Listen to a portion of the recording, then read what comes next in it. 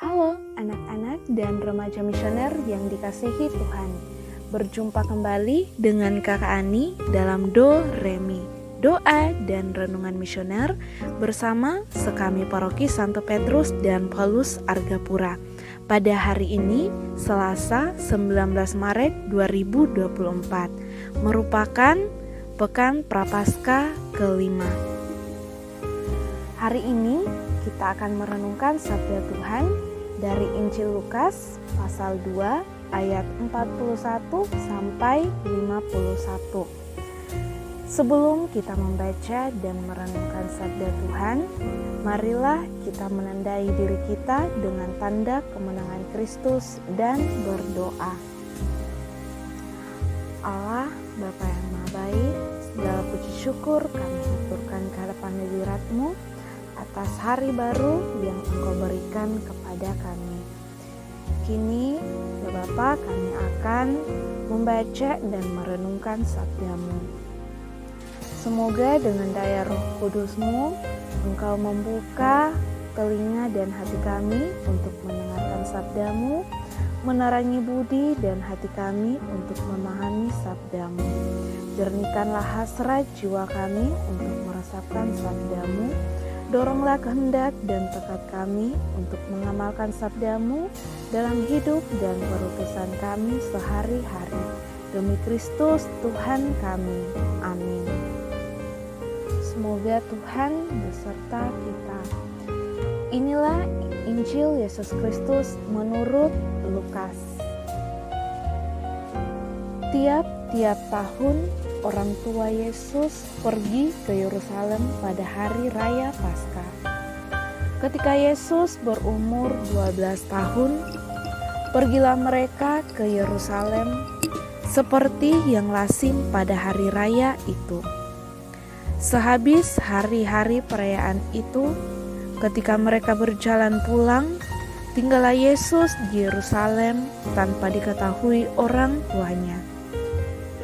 Karena mereka menyangka bahwa ia ada di antara orang-orang seperjalanan mereka, berjalanlah mereka sehari perjalanan jauhnya, lalu mencari dia di antara kaum keluarga dan kenalan mereka.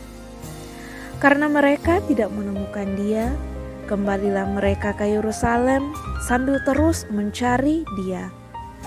Sesudah 3 hari, mereka menemukan dia dalam bait Allah. Ia sedang duduk di tengah-tengah alim ulama sambil mendengarkan mereka dan mengajukan pertanyaan-pertanyaan kepada mereka. Dan semua orang yang mendengar dia sangat heran akan kecerdasannya dan segala jawab yang diberikannya. Dan ketika orang tuanya melihat dia, tercenganglah mereka. Lalu kata ibunya kepadanya, "Nak, mengapakah engkau berbuat demikian terhadap kami? Bapamu dan aku dengan cemas mencari engkau." Jawabnya kepada mereka, "Mengapa kamu mencari aku? Tidakkah kamu tahu bahwa aku harus berada di dalam rumah Bapakku?" Tetapi mereka tidak mengerti apa yang dikatakannya kepada mereka. Lalu ia pulang bersama-sama mereka ke Nazaret, dan ia tetap hidup dalam asuhan mereka, dan ibunya menyimpan semua perkara itu di dalam hatinya. Demikianlah sabda Tuhan. Adik-adik dan remaja misioner yang dikasihi Tuhan, kita semua pastinya menyukai kejadian atau peristiwa yang menggembirakan hati kita, yang sesuai dengan harapan kita, daripada peristiwa yang menyedihkan dan tidak sesuai dengan harapan. Peristiwa atau kejadian yang menyenangkan hati akan menjadi kenangan yang ingin untuk kita kenang daripada kejadian yang menyedihkan. Apabila seseorang harus merenungkan sebuah peristiwa, pasti yang akan dipilihnya itu peristiwa yang menyenangkan. Sedangkan peristiwa yang menyedihkan itu, ia tidak akan berusaha untuk mengingatnya lagi.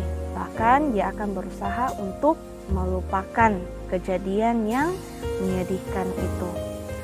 Pada waktu Yesus berumur 12 tahun, Yesus mengikuti kedua orang tuanya, Maria dan Yusuf, pergi ke Yerusalem untuk merayakan Paskah.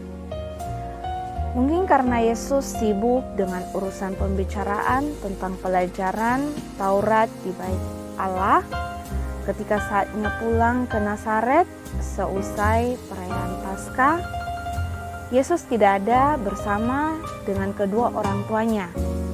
Yesus tetap tinggal di Yerusalem untuk mendalami kitab Taurat. Mengetahui bahwa Yesus tidak ada bersama dengan kedua orang tuanya, maka Maria dan Yusuf kembali ke Yerusalem untuk mencari Yesus. Sesudah 3 hari, Yesus diketemukan di Bait Allah sedang duduk di antara para ulama, mendengarkan mereka mengajukan pertanyaan-pertanyaan. Semua orang yang mendengarkan dia heran akan kecerdasan dan jawaban-jawaban yang Yesus berikan. Bagi Yesus, peristiwa itu sungguh berkesan dan menyenangkan, sampai-sampai ia tidak pulang bersama orang tuanya. Yesus sebagai remaja belajar dari Yusuf, ayahnya, dalam menghayati imannya, iman Israel dan taat pada hukum. Tetapi bagi kedua orang tuanya, peristiwa itu membuat mereka khawatir dan resah. Mereka takut kalau sesuatu yang tidak diharapkan telah terjadi pada diri Yesus. Maka ketika Maria dan Yusuf menemukan Yesus di Bait Allah, di antara para ulama yang sedang membicarakan kitab suci, betapa senangnya mereka.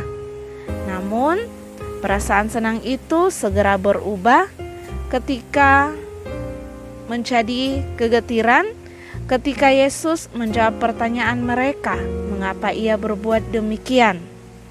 Jawaban Yesus yang berupa pertanyaan, mengapa engkau mencari aku? Tidakkah engkau tahu bahwa aku harus berada di dalam rumah Bapakku?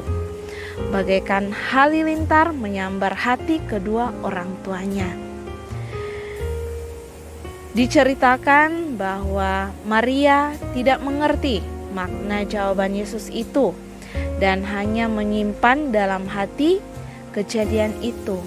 Meskipun akhirnya Yesus ikut pulang bersama mereka.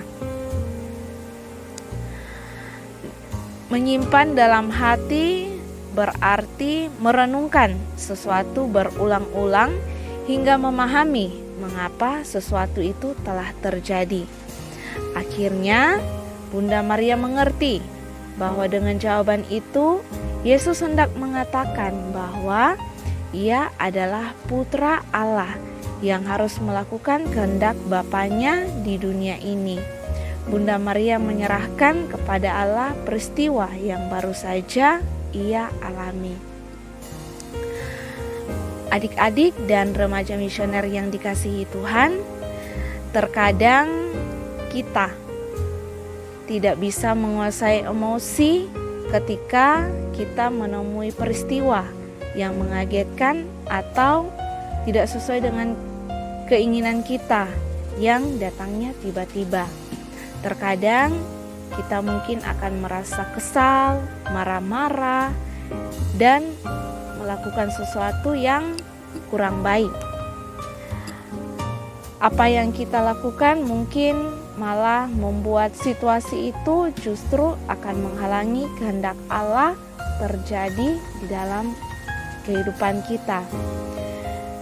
Nah, hendaknya kita menyadari bahwa kehendak dan rencana Allah berbeda dengan kehendak dan rencana kita, bagaikan langit dan bumi. Dalam konteks ini, kita belajar dari Yesus sendiri untuk lebih taat kepada Allah daripada manusia.